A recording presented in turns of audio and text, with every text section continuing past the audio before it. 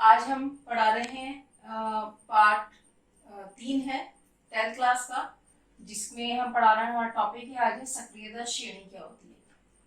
देखिए, सक्रियता श्रेणी की जो एटमॉस्फेयर में जो भी पदार्थ या धातुएं होती हैं उनकी क्रियाशीलता के बारे में इसमें बताया गया है।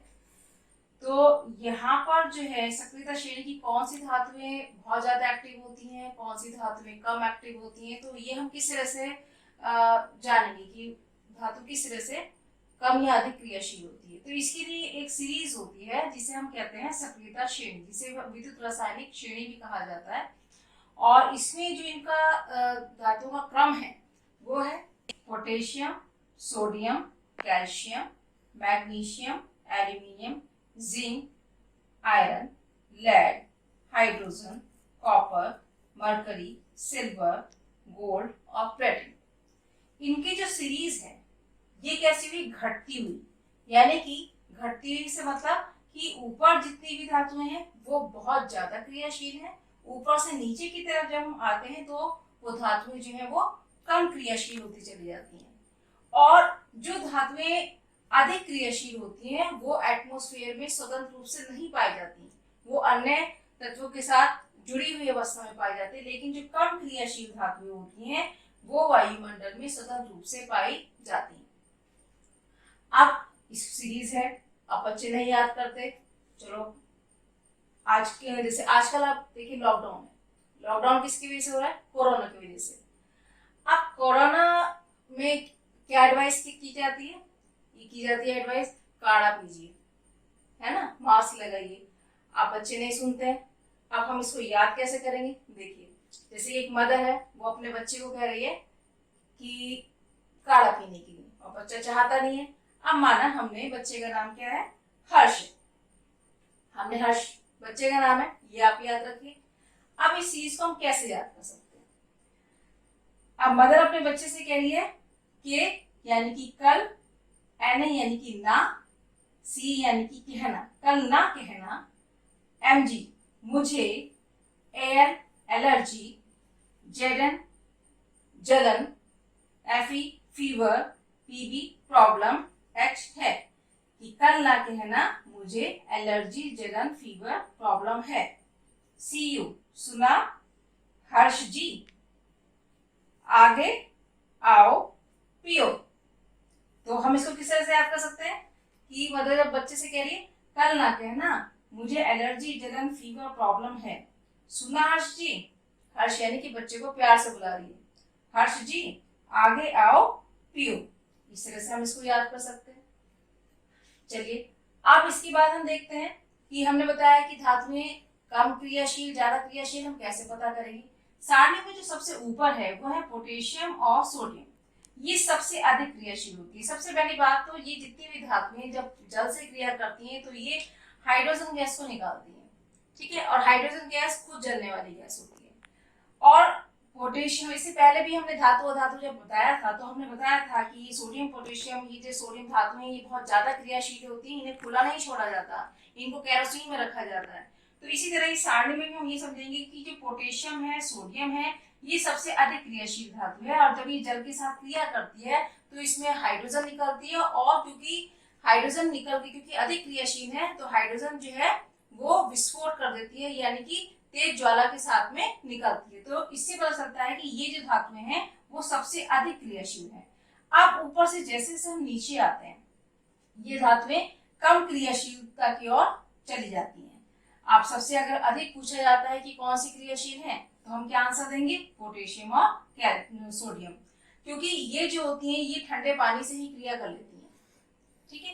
कैल्शियम जो होता है वो भी क्रिया कर लेता है, लेकिन वो भी हाइड्रोजन गैस निकालता है, लेकिन उसकी तीव्रता उतनी ज्यादा नहीं होती कि उससे निकलने वाली जो हाइड्रोजन गैस है वो आग पकड़ ले, वो इनकी अपेक्षा कम क्रियाशील होता है।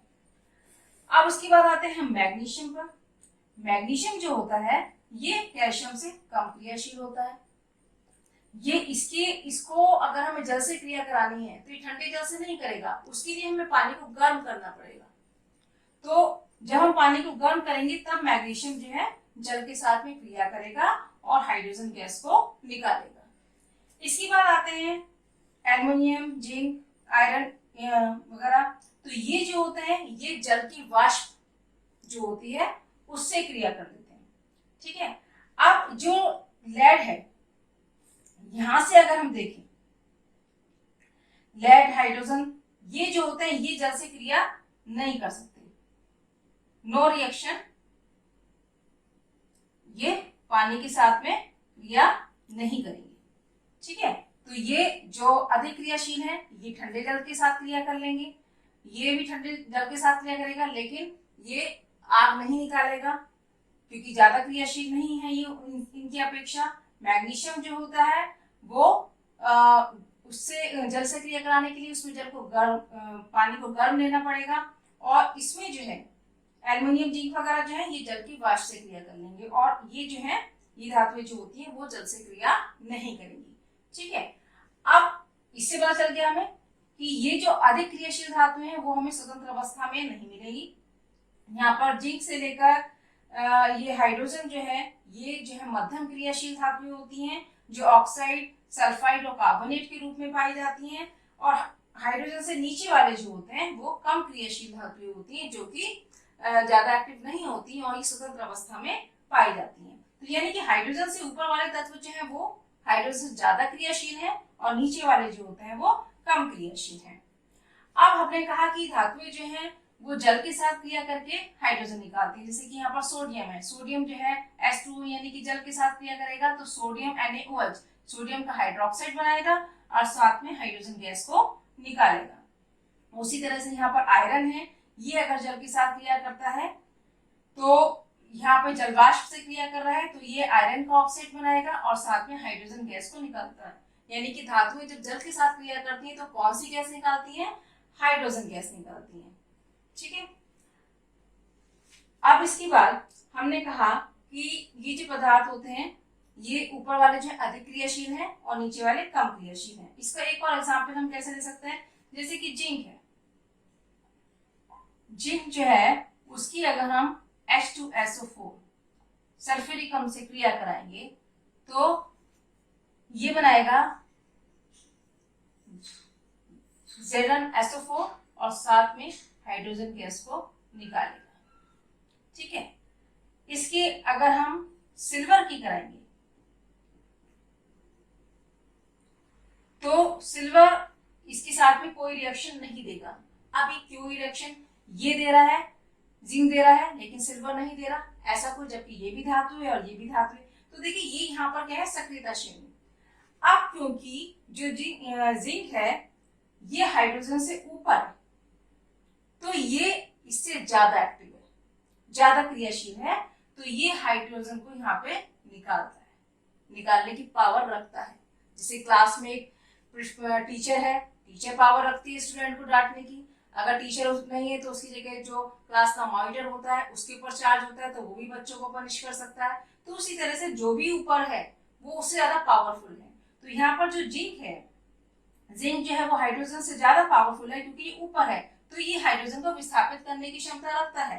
लेकिन जो सिल्वर है, सिल्वर जो है वो हाइड्रोजन से नीचे है तो इसके पास ये पावर नहीं है, इसलिए ये यहाँ पर इससे रिएक्शन नहीं देगा। तो ये चीज आप समझ लीजिए कि अगर हम ये सारणी याद है, ये हमें पता है, तो अगर किसी भी तरह के क्वेश्चंस आते हैं तो उसमें हमें ये ध्यान देना पड़ता है कि जो भी धातु किसी अन्य धातु से ऊपर है तो वो क्रिया कर पाएगी, और अगर नीचे वाली धातु क्रिया करेगी तो वो उसको उसके स्थान से हटाने की पावर नहीं रखती है। ठीक है, तो उम्मीद करती हूँ कि ये सक्रियता श्रेणी आपको समझ में आ गई होगी। ठीक है बच्चों, अब इसके बाद जो हमारा अगला टॉपिक होगा है वो है क्या, संक्षारण, उसे देखते हैं। अब पढ़ते हैं संक्षारण के बारे में। संक्षारण क्या होता है, देखिए आप देखते हैं एटमॉस्फेयर में कुछ ऐसे पदार्थ होते हैं जो कि एयर के या नमी के कांटेक्ट में आने पर धीरे धीरे उन पर उनकी हानि होने लगती है, उनका क्षय होने लगता है। तो ये जो प्रोसेस होता है इसका नाम क्या होता है, संक्षारण होता है। जैसे कि आप देखेंगे कि आप जैसे चांदी वगैरह की ज्वेलरी पहनते हैं तो उसमें धीरे धीरे वो क्या होती है, पजली वगैरह काली पड़ जाती है, क्योंकि वो एयर से में जो नमी है उससे कांटेक्ट करती है, क्रिया करके वो वहां पे सिल्वर का सल्फाइड बना लेती है जिससे कि जो सिल्वर होता है, चांदी होती है, उस पर काले रंग की परत जम जाती है। उसी तरह जैसे कि आपके घर में तांबे के बर्तन होंगे, आप उसमें देखें कि वायु या फिर नमी के कांटेक्ट में आने पर वो धीरे धीरे उनके ऊपर हरे रंग की परत चढ़ जाती है। तो ये जो क्रिया है, या लोहे पर जंग लगना है, ये सब क्रिया क्या कहलाते हैं? संक्षारण कहलाती है। ठीक है, अब इनको हम कैसे बचा सकते हैं? तो सबसे संसार से सुरक्षा कैसे दी जाती है? एक तो होता है एनिमल लगाकर, एनिमल जैसे कि लोहे के दरवाजे वगैरह होते हैं, तो आप उनके ऊपर पेंट करके उनको जो है उससे सुरक्षित कर किया जा सकता है। दूसरा है तेल या ग्रीस लगाकर, जैसे कि लोहे की जो व्हीकल वगैरह है, चेन वेन होती है, उनमें भी ग्रीस वगैरह लगाते हैं, जिससे कि एक तो वो स्मूथली चल सके और उस पर जंग भी ना लगे। ठीक है, तीसरा प्रोसेस है गैल्वेनीकरण। इसमें जिंक की परत चढ़ा दी जाती है, जैसे कि ये जो खाने के डिब्बे होते हैं जिनमें खाना वगैरह होता है, क्योंकि अगर वो लोहे के ऊपर क्या करेंगे, जिंक की परत चढ़ा देते हैं, क्योंकि जो जिंक होता है ये उससे आयरन से जो है कम क्रियाशील होता है, जिससे कि वो जो भी फूड आइटम उसके अंदर है उनसे क्रिया नहीं करता, उनको नुकसान नहीं पहुंचाता। इसके अलावा चौथा तरीका होता है विद्युत लेपन द्वारा, यानी कि निकेल, क्रोमियम या एल्यूमिनियम की परत चढ़ाकर भी कनस्तर वगैरह जो होते हैं उनको भी जंग से बचाया जा सकता है। और फिर है पांचवा तरीका होता है कलई करके, जो लोहे की चीजें हैं उनको कलई करके भी इनको इस तरह की सुरक्षा दी जाती है। और फिर आता है इस्पात में बदलकर, इस्पात यानी कि स्टील में बदलकर उनको इस होने वाले नुकसान से बचाया जा सकता है। ठीक है, तो संक्षारण क्या होता है, उससे किस प्रकार से सुरक्षा होती है। तो आज के टॉपिक में हमने विद्युत रासायनिक श्रेणी की सक्रियता श्रेणी के बारे में पढ़ा है और संक्षारण के बारे में पढ़ा है। और आपके यहाँ पे इस चैप्टर का टॉपिक सेकेंड इस वीडियो में पूरा हो जाता है, बाकी हम नेक्स्ट वीडियो में पढ़ाएंगे। थैंक यू बच्चों।